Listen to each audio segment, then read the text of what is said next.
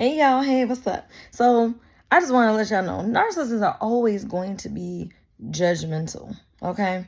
They're always going to be judgmental because they're constantly criticizing everyone else because as long as they think that they are better than you or better than everyone else, it brings them some type of happiness. It brings them some kind of, validation to the false image of who they believe themselves to be. You know, um, they're very judgmental, y'all. And this is why when they ask y'all questions, regarding you, your life, and your choices, they want to criticize you. Oh, you dumb. Why would you do that? Oh, man, you messed up. They got everything to say under the sun about something you chose to do, but they cannot see their own flaws, their own mistakes, because they are just little Mr. and Mrs. Perfect. Okay? And we know that there's no such thing as a perfect person. So then once you start speaking truth to them and pointing out their flaws, oh my God, they start clutching at their pearls and how dare you? Because your truth is criticism to them. And it sets them off because how dare you criticize me? How dare you sit here and try to tell me? It just makes me laugh because it just reminds me of like when I grew up and all the things my mom would say. Well, your breath stink, and I'm just letting you know, I just ate a damn hamburger with onions on it. We in public. I don't have no gum. I don't got a way to brush my teeth. And secondly, if I can barely smell it, that's a sign that you extra close to my mouth and all up in my mouth. Why? Nobody should be that damn close that they could really smell it. You know what I'm saying? I know there's some people out there that they got that hot breath that shit just travels. But if you know that, you take good care of your good hygiene and everything like that, you just kind of, and you don't smell nothing, you good. But they love to tell you, your breath stink. I'm just letting you know because they breath stink. Because they don't brush their teeth. They don't use mouthwash. You know what I'm saying? They missing that molar, if not a lot of teeth. You know what I'm saying? They're the ones that don't go to the dentist or the doctor. You know what I'm saying? You guys, tell me if I'm wrong. But they do not like going to the doctor. I mean, there's a lot of people that don't like going to the doctor, but, these narcissists will have a job, have health insurance that's being taken out of their checks, and still refuse to go get care, checkups, and all of that. It's not until something is dreadfully painful or just absolutely wrong that suddenly now, oh, I need to go to the doctor, and now here's the victim card. Woe is me. I have pancreatic cancer. I got this. I got that. Well, had you been going and maintaining your health and your body, this is why I tell y'all, a person who cannot take care of themselves and who does not care about their own health, what makes you think that they're going to bother taking care of you in any way and help you in any way? If they can't do it for themselves, they will not do it for you. And anybody knows a narcissist is full of excuses. You know what I'm saying? They could ask you for things all day long, but the moment you fix your mouth to ask them, oh, I can't cause XYZ. Oh man, I wish I could. It's a million excuses. And then if they do, or they're happy-go-lucky to jump on the chance to do you a favor or a solid, trust and believe it ain't from the goodness of their heart. In the back of their mind, I'm gonna do this task for you, but you owe me. And trust me, the little small favors such as, I don't know, they washed the dishes for you. In return, they're going to expect you to give them like $5,000 or something. Like, you got to understand, with a narcissistic person, the punishment and the reward is not fair to what they expect from you. You know what I'm saying? It's going to be disproportionate. It's going to be very just lopsided, one-sided. You know what I'm saying? If you bought them an expensive gift, they will go get you a gift out the gumball machine. Okay?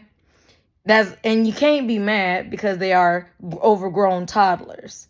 You know what I'm saying? And then they'll want to tell you, you should be happy I gave you that gumball cash money. It cost 25 cents. And you didn't bought like $50 to $100 gift for them or something, you know? But it's just funny. Thinking back on a lot of things, they are very hypocritical. You know, they start pointing out like why you wear your hair the way you wear your hair. Why is your hair the color that it is? Why are you wearing that outfit? You guys, they are such control freaks. They are the definition of a controller. They want to control how you look, even though everybody is born the way that they are born. You know what I'm saying? Hair texture, you make the choice of how you choose to style your hair. It's a problem. You choose how you want to dress your avatar for the day, for the week. You're going to wear that? What's wrong with what I got on? Next thing you know, now you doubting like, damn. At first you had the outfit on. I'm about to look fresh for this little event. Next thing you know, now you doubting yourself like, well, do I look nice in this dress? Do I look nice in my pantsuit? Or, you know what I'm saying? Now you questioning and doubting yourself all based off their comment. You guys, the number one thing a narcissist wants to do is to get you to doubt yourself. If they can get you to doubt your decisions, that's all they need to do. It makes them happy for you to doubt basic decisions. You're going to eat all of that? Now you wondering like, well, damn, like, I'm not fat. You trying to say I'm fat? Now, you know what I'm saying? They do and say things to create doubt and thoughts in your heart. And I told y'all, doubt is a demon. I'm convinced, because when you make up your mind to go eat what you want to eat, wear what you want to wear, style your hair how you want to style it, makeup, no makeup, beard, no beard, however y'all style yourselves, men. You know what I'm saying? When you make the conscious choice to represent yourself in the public eye, however you so choose, why do they always got something to complain about and something to say? And then if you say something to them about how they look or whatever, now, because that's when they get passive aggressive. Oh, you gonna talk about me? Oh, you got something to say? Oh, this, you know what I'm saying?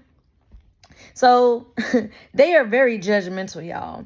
And I'm going to give y'all an example. There's this one chick, and they love to fish for information, right? There's this one chick that I had talked to, but I had to cut her off because she was just weird. And obviously she doesn't know what boundaries are. So, she venting about, her sex life and shit like that. Me personally, I don't care. If you want to talk about that, fine. But that doesn't mean I'm going to share anything about my life. That is the power of freedom, right? So she's up here just running her mouth, telling me all of this shit. And for all I know, it could be lies. You up there just lying through your damn teeth, but then you want to say certain things to think that it's going to get me to open up and just volunteer my information. My sex life is nobody's business, right? That's how I feel. I draw the line in the sand. And it's so funny because in some women's minds, maybe some dudes' minds, y'all like to talk to your boys, you know what I'm saying? Oh, yeah, this and this and that. Me personally, in a relationship, that is disrespectful, because do you not realize all you're doing is setting the tone for one of your so-called friends or your relatives to want to try your girl? You're setting yourself up for failure. I'm just letting you know. So that high school mentality of, yeah, I banged this chick, or I this or I that. Oh my God, yeah, his dick is big and that, or whatever the conversation is, right? You're doing nothing but setting yourself up for failure by allowing these people in a space that should be 100% private between you and your partner. Just to let you know, because there are very childish people out there wondering, why is my relationship my y'all heard the stories where the best friend and fucked your man or your woman? Come on now. You see it in movies and TV shows and all this. So all I'm saying is y'all need to learn to keep certain things private. If your homeboys or homegirls want to talk about certain shit, let them run their mouth. Because at the end of the day, do you know if it's really true, or are they fishing for information? And that's one thing that I've personally learned about narcissists. They fish. But this particular chick, she over there just running her mouth about her sex life. Yo, private life ain't got nothing to do with me. But then she got to throwing shit out there. Yeah, I used to coochie bump with bitches back in the day. And I was so unsaved. Bitch, you still unsaved. What you talking about?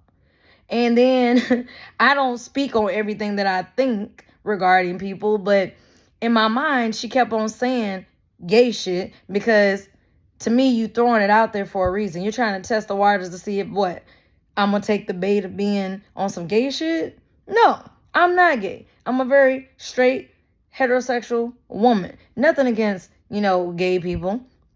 Do you? But why are you offended when I shut that shit down? You know what I'm saying? Because narcissists go both ways. They they go both ways. They don't care. As long as they are getting their needs met, they don't care if they gotta, eat some pussy or suck some dick, eat some ass, and all kinds of other crazy shit. But then, okay, with this chick, she's based on how she was talking, she a hoe. She didn't have 15, 20 dudes. I don't know if it's in a day, in a week, or in 1 month. I don't know the time period. But that is a lot of dudes in a short period of time. That's what I will say. Because I don't know 100% what the damn context is. But then for her to be like, girl, I wouldn't judge you, even if you had 15 dicks. And my mom 15, that's a big old number. That's a lot. What you mean 15? That's why I said I don't know the time frame of what the hell she talking about. Hell, even 15 people in goddamn 15 years. That's one person a year. Damn, you just catching bodies, ain't you? Shoot, hey, it's pretty dangerous out there with the diseases and all of that. But hey, narcissists don't care. Hell, they are walking biohazards. How many of y'all caught something from one of them? I'm pretty sure you have. And if you didn't, then congratulations, you were lucky. Because narcissists are very dirty people. Inside and out. But, you know what I'm saying? They'll sit there and try to make it seem like, yeah, I this and I that and da-da-da. And then, I don't judge. First off, that's the play-by-play of I'm judging, but I'm going to say that I don't judge so that I can get your information and judge you. That's literally how narcissists think, y'all. So they are the most judgmental people. They are the fake Christians, because you know how when you go to church and they're just so judgmental. Did you see Miss Jenkins' dress? Ugh, that was so ugly. They are the ones that got something to say about everybody and everything that they got to say. So if you find yourself around a particular person, whether it be a coworker, a church member, neighbor, whoever, and they up there, well, let me give you the down low on this person, this person, this person. That is somebody that you need to be aware of. Don't be sitting up there trying to feel like, I feel special. This person is looking out for me. No. They want you to feel comfortable and let your guard down so you can tell them all your business and they can start telling everybody your business too. Okay? That is how they are. They take pride in other people's misfortune. This is why a lot of y'all need to just start being more private with your life. You don't have to post everything on social media. You don't have to post who you're dating, who you're in a relationship with. If you're married to them, you can do that if you want to, but I feel like the more private something is, the less a narcissist can come along and try to sabotage it, mess it up, because they don't want people to be happy. Let's say you are happily married, and you've been happily married for 15 years and stuff, right? Do you think a narcissist is going to come along and meet you or your spouse and want y'all to be a happy couple? They're going to want to create chaos, destruction, and confusion within your household and marriage. Because as long as y'all are miserable, the narcissist is happy. But if you're happy, that hurts them because they can never be happy. Never. The only time they are happy is when they are causing misfortune, when they are stealing something, because they felt like, ooh, I'm stealing something. Hee, I'm sneaky. Ooh, I'm destroying something. I'm this and I'm that. They really think that they're getting away with it, but this is how you know a narcissistic person is a devil, a demon, because they really think that God does not hear conversations that you don't hear.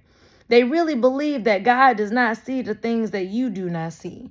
And because God is protecting you, that's why God removes them out the picture. You feel me? So when certain people are removed out your life, you better be counting your blessings, because if they have not had the opportunity to bring you down and destroy you, that is because God blocked it. Okay? Don't sit there and be like, dang, such and such don't talk to me no more, and such this, and and look, let me tell you, God blocks certain people. Okay? So just know they are very judgmental, aka probably they are a fake holy rolling Christian, because that's how narcissists are. They want to appear holier than thou, and I go to Bible study all the time. Come on, y'all. How many of y'all know a narcissist in the church? That's exactly why I don't deal with the church. It's a mockery. These are the ones that be the pastors, and you know what I'm saying? Shoot, when you find out, you be like, psh. And think about it. They be the main ones. Pass around the collection plate. I seen a video on church the other day where this pastor was sending out a little square card, so you can swipe your card and tithe. And then for the people who didn't have money on their card, he told me everybody look to your neighbor and say, neighbor, can you cover my tithes today? You're now making other people obligated to pay for someone else who cannot tithe. And it's not that they can't, they just don't want to, but you gonna pay these tithes. What? Excuse me? And then if you don't pay, you embarrass the individual in front of the entire church. And not only that, but you're also encouraging the congregation to get into debt. Interesting, the things that are going on in churches these days. Beating people, popping them in the forehead, and trying to push them down. If they don't, you constantly slapping them. And church is wild these days. So to all of y'all that still go, good luck, because it's just crazy to me. So, but anyways, peace, y'all. Positive energy always carries elevation. Just be mindful. Nobody can judge you except God, because nobody's perfect. We all make mistakes. We all have flaws.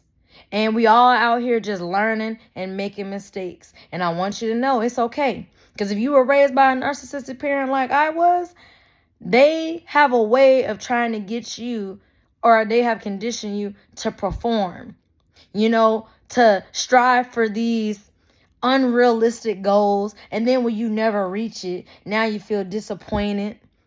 Now you feel like a failure. Now, you know what I'm saying? They have a way of just making you feel just absolutely terrible. But when you start realizing that you are doing the best you can as a human being and in your life, and you're making progress slowly but surely, That's all that matters, because the hare never won the race. The tortoise did. Just like flowers, y'all. Flowers don't all bloom at the same time. Some flowers bloom later than others. Bloom when you're ready. All right? So you heard it from me. And that's the number one thing society has us doing. Comparing ourselves to other people. That's why you feel like a failure. Well, look at the car I have and look at the car they have. Look at my house and look at their house. Look at this and look at that. If you're always constantly comparing, that's why you're always unsatisfied and unhappy and miserable. I.e., how the narcissist always feels, because in their minds, you don't deserve the kind of car you drive, the kind of job you have, the kind of money you make, the kind of house or apartment you live in, the neighborhood you stay in. You don't deserve nothing in their eyes, because as long as they see you doing better than them, now they feel inadequate. They feel less than, because they are in competition. They are usually the ones that are extremely envious and jealous. And there's a difference between envy and jealousy, y'all. Envy, that's just a person. They don't want you to have it. They don't want you to have something, but they don't want it either. But they just don't want you to have it. Jealousy is they want what you have, but they also feel like you shouldn't have it, and they want to try to take it too. Okay?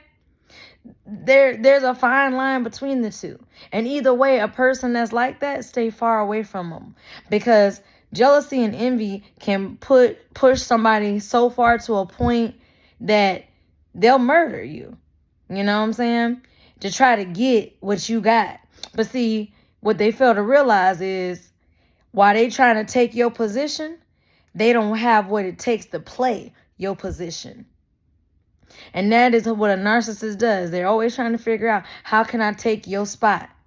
Well, go ahead and take the spotlight. Then when they in the spotlight, they don't know what to do with it. Now they feel dumb. Now they realize, damn, I wasn't equipped for this. Now they realize, like, damn, I don't compare to this person. I can't compete where I don't compare. And that makes them feel inadequate and less than. But that's their doing. That's their problem, not yours. We are no longer being responsible for other people's emotions, y'all. All right. Holla at y'all later.